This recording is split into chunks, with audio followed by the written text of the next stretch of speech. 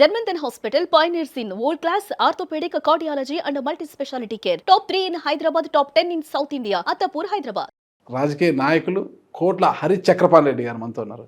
నమస్తే చక్రపాణి రెడ్డి గారు. నమస్తే అన్న. బాగున్నారా? చాలా బాగున్నా అన్న. అన్న, ఒకసారి మీ లెగ్ మామూలు లెగ్గా ఐరన్ లెగ్గా అని ఏమైనా చూపించుకున్నారా? అంటే మీరు నేను ఈ పార్టీలో చేరినందుకు పార్టీ రాలేదన్న మీ ఉద్దేశం.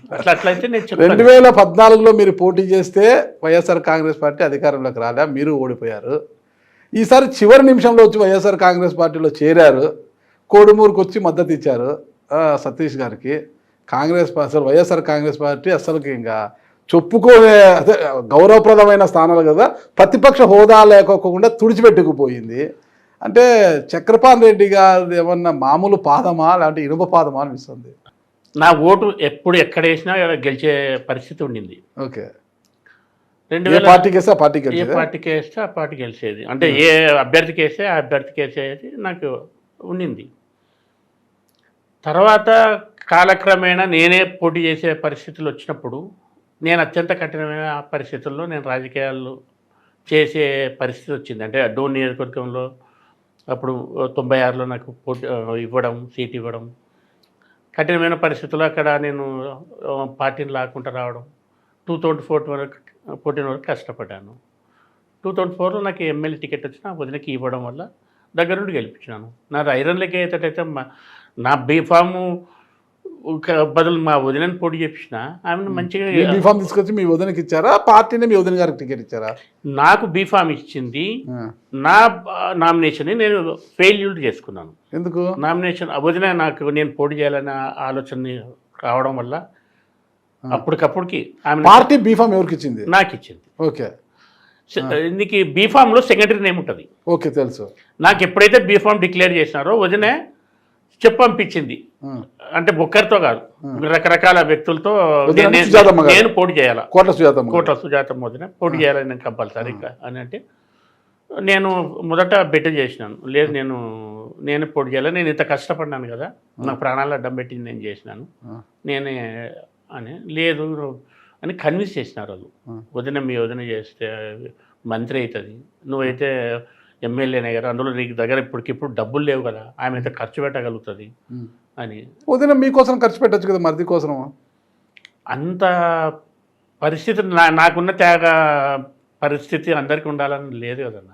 మీది త్యాగము వారిది కాదా? త్యాగం చేయలేరు వాళ్ళు, మీరు త్యాగం చేసినట్టు వాళ్ళు. ప్రస్తుతానికి అయితే రాజకీయాల్లో అయితే త్యాగం వాళ్ళు వినలేదు. ఆ త్యాగం మీకు ఇచ్చింది ఏంటి అసలుకి? ఇప్పుడు ఈ జీవితం 20 సంవత్సరాల జీవితం రాజకీయంగా వెనుకబడమే నేను చేసిన త్యాగానికి. అంటే 2004 అంటే అసలు ఒక wave, Congress party wave, Rajasekhara Reddy గారి పాదయాత్రతో వచ్చిన వేవ్ అంతా ఇంత కాదు కదా. ఆ వేవ్లో ఎవరు నిలబడినా అలా గెలిచిపోయారు. అలా ఆ పరిస్థితిని, ఆ విజయావకాశాలు వదులుకొని త్యాగం చేశారు. ఆ త్యాగ ఫలితం ఏమొచ్చింది అని 2004లో ఖచ్చితంగా కాంగ్రెస్ గవర్నమెంట్ వస్తుందని అందరూ తెలుసు, చిన్నపిల్లలకు కూడా తెలుసు. నేను కూడా గెలుస్తానని నమ్మకం నాకుంది. ఆ గెలిచే పరిస్థితుల్లో ఇచ్చినప్పుడు దాన్ని త్యాగం అంటారు. ఎట్లా నేను ఓడిపోతాను కాబట్టి దాన్ని వదులుకుంటే దాన్ని త్యాగం అంటారు. అందులో నేను త్యాగం చేస్తుండేది నా కుటుంబం కోసం. ఆ కుటుంబం మీకేమిచ్చింది ఈరోజు? నా కుటుంబం నాకు ఏమి ఇవ్వకపోవచ్చు, ఏమి ఇస్తారనే ప్రతిఫలం కూడా నేను ఆలోచన చేయలేదు. ఎందుకంటే నాకు పెద్దనాన్న గాడ్ ఫాదర్. నాకు మా నాన్న మా అన్న మాత్రమే కాదు, నా గాడ్ ఫాదర్ మా పెద్దనాన్న. ఆ రోజు ఆయన చనిపోయిన తర్వాత ఆయన రుణం తీర్చుకోవడానికి నాకు అవకాశం వచ్చిందనే ఉద్దేశం నాకు అనిపించింది. అప్పుడు నాకు చేయాలంటే పెద్దనాన్న సొంత కొడుకు భార్యకి నేను త్యాగం చేయడం వల్ల అది కరెక్టేమో, నా ఎంతో కొంత నేను తీర్చుకుంటానేమో రుణం పెద్దనాన్నది అనే ఉద్దేశంతో అలా త్యాగం చేయడం జరిగింది.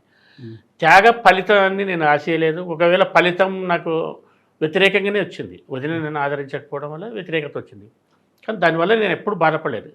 కానీ నేను ఆ రోజు త్యాగం చేసిన దానికి 2014లో నన్ను వెంటాడి ఓడించినప్పుడు అప్పుడు బాధపడ్డాను. ఎందుకు ఆ రోజు మీరు త్యాగం చేస్తే మిమ్మల్ని వెంటాడి ఓడించేంత పరిస్థితి ఎందుకు వచ్చిందంటారు?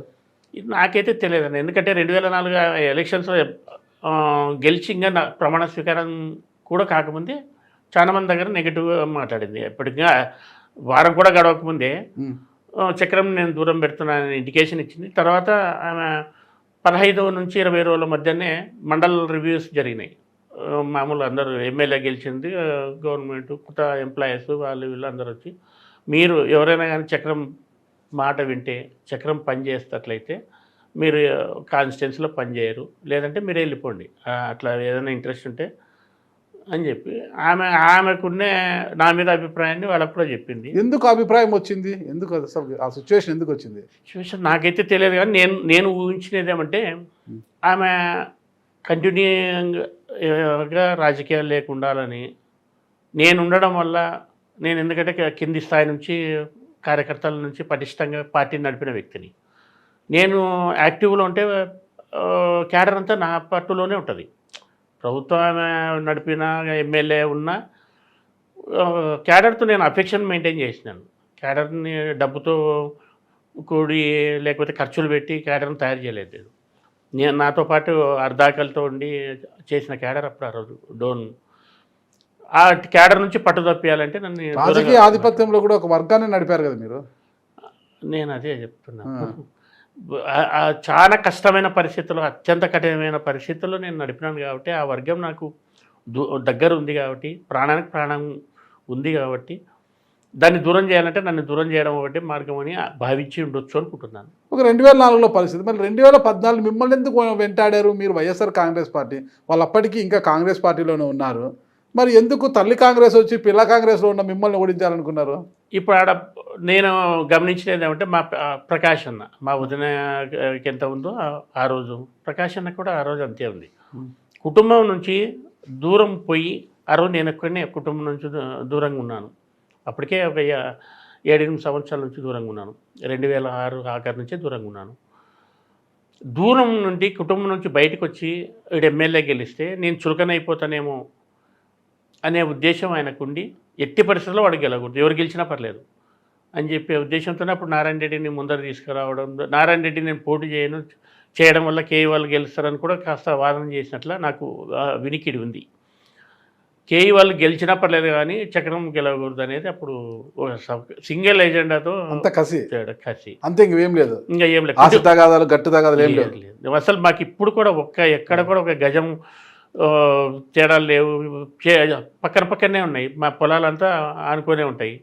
ఎవరికి మాకే కాదు, మా మొత్తం ఎంటైర్ కోట్ల ఫ్యామిలీలోనే ఆస్తి తగాదాలు లేదు. చిన్న అగ్రికల్చర్ ల్యాండ్ ఆస్తులకి ఎందుకు కొట్లాడతామన్నా, రాజకీయ పోరు మాత్రమే. బయట అర్బన్లో ఎవరికి కూడా 10 గజాల స్థలం లేదు. ఇప్పుడు ఈ మధ్యన మా తమ్ముడు కట్టుకున్నాడు ఇంట్లో, అంతేగాని ప్రకాశం వాళ్ళు కూడా ఎప్పుడో పెద్ద టైంలో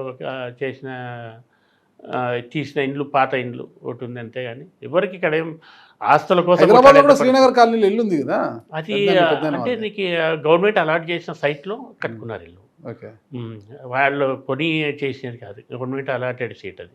సుమన్ టీవీలో మీ పర్సనల్ అండ్ బిజినెస్ ప్రమోషన్స్ కోసం కింది నెంబర్కి కాంటాక్ట్ చేయండి.